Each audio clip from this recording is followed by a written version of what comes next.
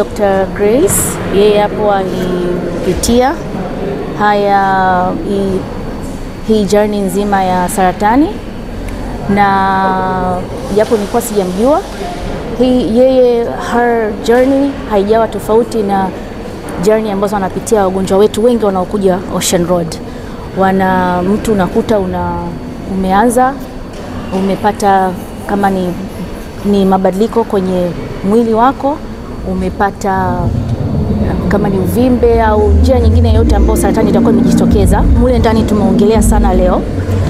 Alafu akagundulika hivyo, akafanyiwa uchunguzi, akapata matibabu, na baada ya matibabu hayo kwenye matibabu ya saratani either unamtibu mtu kwa ajili ya kupona au unamtibu mtu kwa ajili ya kupunguza makali ya ugonjwa, yani tiba shufaa.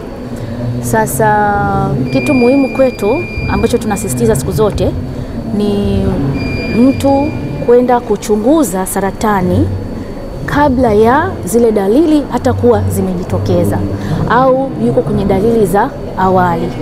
Na hizi ni kwa ajili ya saratani ambazo zinajulikana kwamba zenyewe zinakuja kwa kupitia stage kadhaa kabla ya kujitokeza na kufura au unakuja kuwa kitu kibaya zaidi. Na hizi ni saratani gani? Kwa wanawake kuna saratani ya mlango wa kizazi, kuna saratani ya matiti. Kwa wanaume kuna saratani ya tezi dume, na kwa wote wawili kuna saratani za utumbo mpana na saratani zingine kadhaa. Sasa serikali ilichofanya na ilichosaidia sana ni kuweka emphasis na kuongeza sana kwenye kuongeza uelewa wa saratani, na sio uelewa tu kwa wananchi peke yake bali pia kwa wahudumu wa afya, kwa sababu kwa muda mrefu sana saratani ilikuwa ni kitu ambacho hakina elimu kubwa kwenye jamii. Umeona, na sio tu kwa wananchi na kwa watu wengine wa kawaida, hata kwa wahudumu wa afya. Kwa hiyo kuna mipango mingi sana iliyofanyika ambayo mingine inadhihirisha, kwa mfano mwingine ni kama hata huu wa leo ya kuongeza uelewa wa huu ugonjwa, na pamoja na kwamba kuna huduma hizo za uchunguzi wa awali na pamoja na huduma za matibabu. Na kitu kimoja na sifahamu kama mnajua, lakini wagonjwa kati ya 10 kwa mfano wanaokuja Ocean Road tunawaona mpaka 6 ni wanawake. Umeona, na kati ya hao ukiangalia zaidi ni hiyo ya saratani ya mlango wa kizazi, ambapo ni rahisi sana kwenda kumchunguza mtu na kuona kama kuna kidonda hichi au kuna mchubuko huu umeanza, ambao tunajua kutokana na vipimo vitavyofanyika baadaye inaweza ikawa ni saratani. Umeona, kwa hiyo kama tukiweza kupambana nayo kwanza kwa kuipata mapema, sio kama hivyo kwa kuichunguza.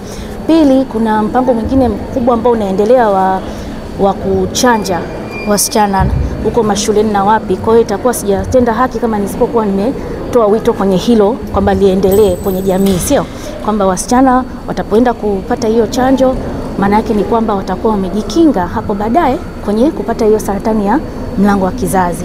Umeona? Kwa hiyo siku zote nitaanza kwanza kwa kusisitiza kuhusu saratani ya mlango wa kizazi, kwa sababu fikiria kama ukiweza kutoa katika wanawake, katika watu wanaokuja wenye saratani, watu 10, watu 3 mpaka 4 wote ni saratani ya mlango wa kizazi. Tukisema kwamba tumeitoa hiyo kabisa, sio kama kwenye saratani zinazokuja kutokana na kwamba wote ambao walitakiwa waje pale kwa kuumwa walikuwa wameshatibiwa kabla au mfano kama chanjo ikaja ikapunguza hizo. Umeona, italeta a significant change kwenye taswira nzima ya saratani. Kwa majina anaitwa Edgar Magare Gaspar, ni mwenyekiti wa taasisi ya Global Youth, na siku ya leo tunashukuru tulikuwa tunafanya event hapa ya utoaji wa elimu ya saratani. Kama taasisi tunashukuru mwitikio umekuwa mkubwa sana, na inaonekana dhahiri kwamba vijana wanaendelea kupokea elimu kuhusiana na afya. na pia kwa namna nyingine pia vijana wanaendelea kutuelewa sisi kama taasisi, kwa sababu vitu tunavyovifanya moja kwa moja vinagusa vijana, na tunaendelea kuelimisha vijana kwa kutumia semina kama hizi pamoja na mbinu mbalimbali. Na vile vile kwa siku ya leo, kwa kuheshimu sana mchango wa serikali katika kusapoti afya, tumefanya event kwa ajili ya kuhimiza vijana kutoka majumbani, kutoka kwenye kujificha, waje wajitokeze, waelewe elimu ya afya. Ni vigumu sana katika mazingira ya kawaida watu kuelewa kwamba dalili za kansa zinaanza vipi, saratani na madhara yapi. Maana wengine aga wanapokelea, wakiona dalili zile za mwanzo wanakimbilia kuamini katika imani za kishirikina, na wengine wakiona kabisa dalili ni ya saratani wanajificha. Lakini kwa siku ya leo kupitia uzinduzi hiki kitabu, tunaona shujaa wetu ambaye ni Dr. Grace alipata kutambua kwamba na viashiria vya saratani na akajitokeza kuandika yale mapito aliyopitia, na akahimiza vijana kupitia maandishi yake kutoka na kupata uelewa mpana kuhusiana na masuala mazima ya saratani. Naitwa Amina Sanga, ni mkurugenzi wa taasisi ya Global Youth Empowerment Institute. Leo tumefanya tukio la kutoa elimu kuhusiana na ugonjwa wa saratani ama kansa, lakini elimu ambayo inaenda sambamba na uzinduzi wa kitabu ambacho kiliandikwa na Dr. Grace Alois. Tunafanya tukio hili kwa sababu tunajua moja kati ya changamoto iliyopo katika nchi yetu ni magonjwa yasiyoambukiza, na moja ya huo ugonjwa ni kansa au saratani.